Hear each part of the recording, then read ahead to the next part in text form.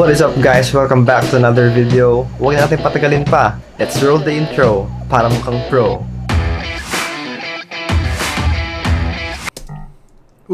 Uy. Ba't parang nag-iba yung project? Ba't nandito ako? Jay? Uy, balik mo ako. Sponsored yung video na yun. Balik mo ako doon.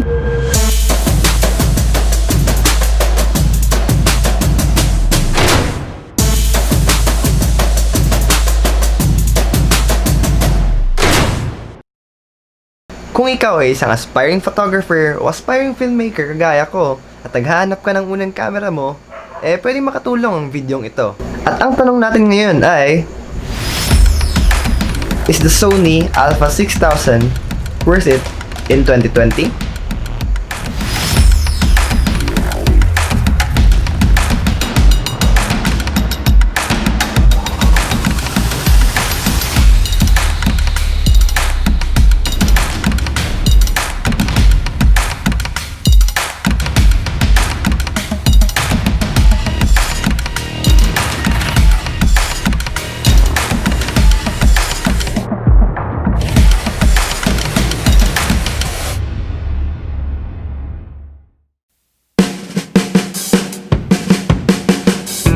Ito ang Sony A6000 na na-release noong February 2014. Basically, this camera is already 6 years old. And is it worth it this year 2020? Isa to sa na-mention ni Sir Ryan Odencial sa kanyang video na Top 5 Budget Cameras on the year 2020. I'll leave the link down below in the description para i-check ninyo yung video niya. Para masagot ang tanong na iyon, I have here 5 key points na pag-uusapan natin ngayon sa video ito. And I will leave a timestamp down below para ma-skip nyo on specific parts. Again and again, disclaimer, hindi ako eksperto o professional sa mga bagay na ito. This is only based from my experience and knowledge, and kung may mali man ako masabi, comment down below. And kindly finish the video to avoid misunderstandings. First is the sensor. The Sony A6000 has a 24.3 megapixels APS-C CMOS sensor. This is already very great compared to most entry-level DSLRs na may around 18 megapixels lang ang kanilang mga sensor.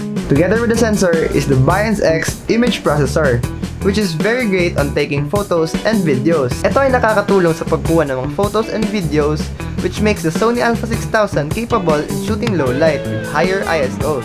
Second is the autofocus. The Sony A6000 has a 179 face detection autofocus. Sony is known for their great autofocus, and napakalaking tulong talaga nito sa pagkuha ng photos and videos. The Sony A6000 also have face detection plus tracking, which makes the autofocus even better. Third is the size. This is very subjective dahil depende naman ito sa iyo kung gusto mo ng malaking camera o maliit na camera.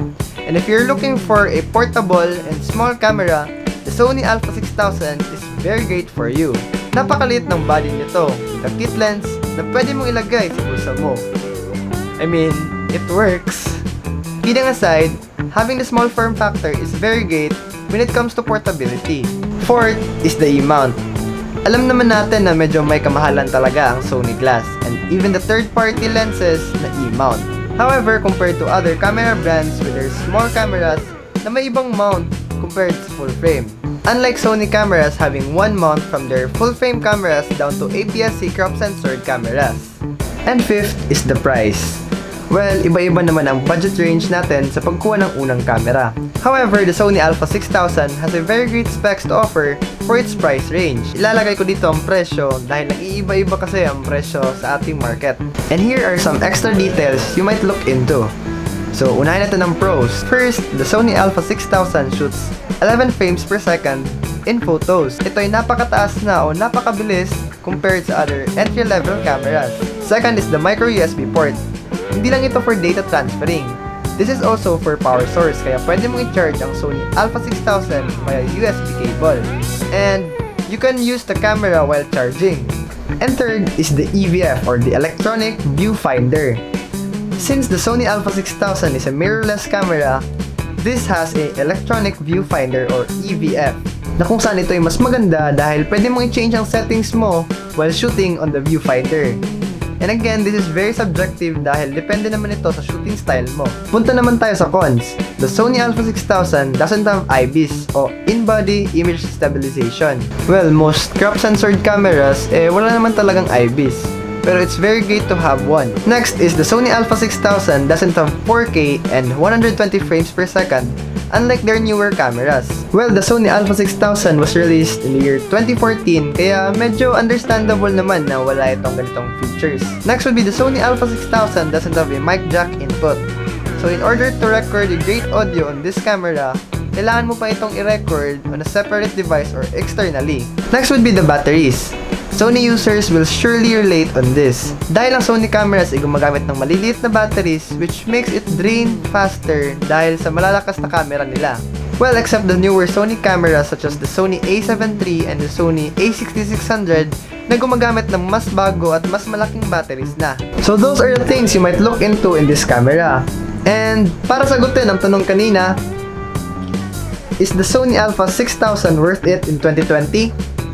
My answer is yes. Sa specs na pwede niyang gawin at ibigay with its price range is very worth it and kaya pang makipaglabanan sa ibang cameras.